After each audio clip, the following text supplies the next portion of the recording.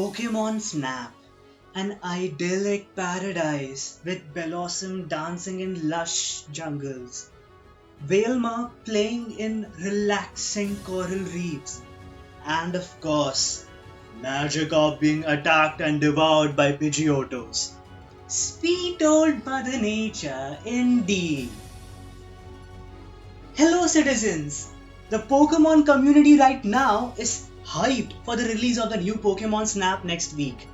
However, many of the younger fans may not even have heard of this game, much less played it until recently. Well, I certainly didn't.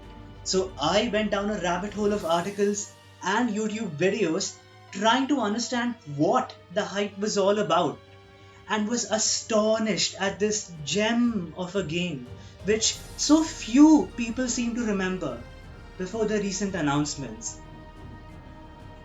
I compiled what I found out about the original Pokemon Snap to save you from the hassle. So, let's take a look.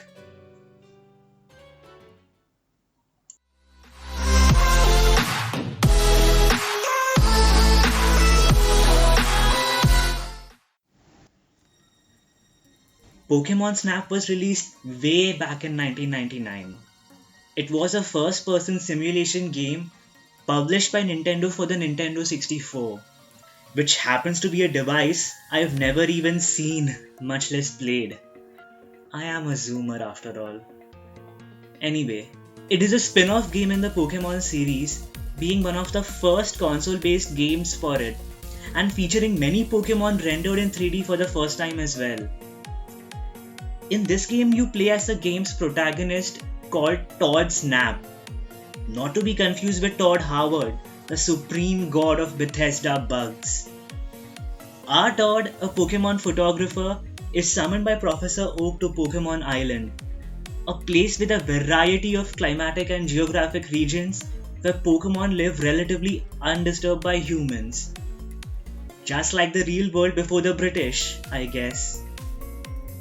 Oak needs quality pictures to accompany his scientific findings and knows from past experience that Todd happens to be the right person for the job. Using a motorized amphibious buggy named the Zero One, you as Todd explore and take photos of the wide variety of Pokemon that inhabit this island. Oak scores the photographs you took at the end of each level. Scoring takes into account various aspects of the pictures, such as the Pokemon's size, its pose, and keeping the Pokemon in frame. Extra points are awarded for capturing a special pose or Pokemon, such as a surfing Pikachu, and if there are multiple Pokemon within the frame.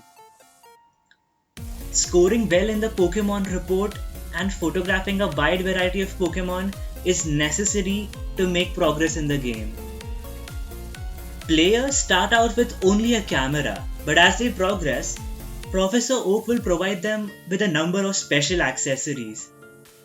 The game features 7 levels: beach, tunnel, volcano, river, cave, valley, and then the secret special course called the Rainbow Cloud, where Todd must chase the mythical Pokemon Mew.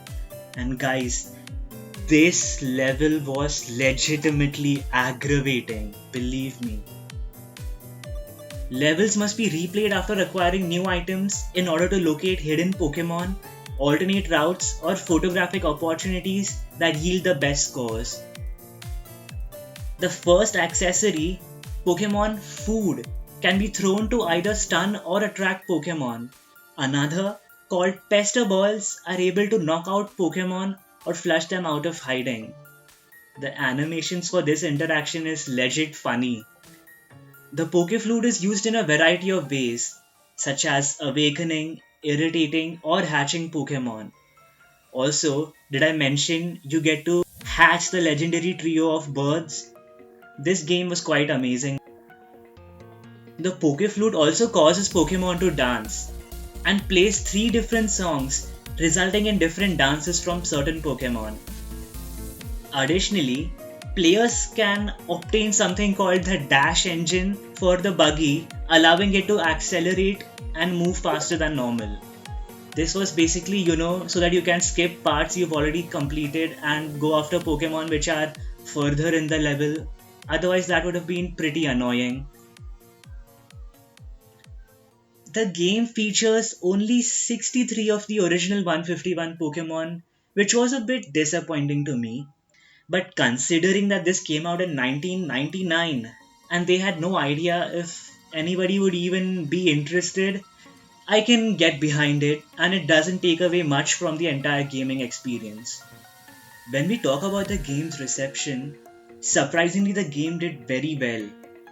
Pokemon Snap was 4th on the chart for top selling games in Japan in the week of its release. In the United States, Pokemon Snap sold more than 151,000 copies in just the first 3 days. By the end of 1999, Pokemon Snap was the 6th best selling video game in the United States, having sold more than 1.5 million copies. The review aggregating website Metacritic scored the game 77 out of 100. Pokemon Snap became a cult classic at the height of its popularity. So much so that some critics even called it the Game of the Year 1999. Now, all that remains to be seen is whether its remake, the new Pokemon Snap, can live up to its legacy. So, my citizens, are you picking up this game this weekend, or will you wait before deciding? Let me know down below. If you like this video, please subscribe to my channel. I post new Pokemon content regularly and would appreciate your support.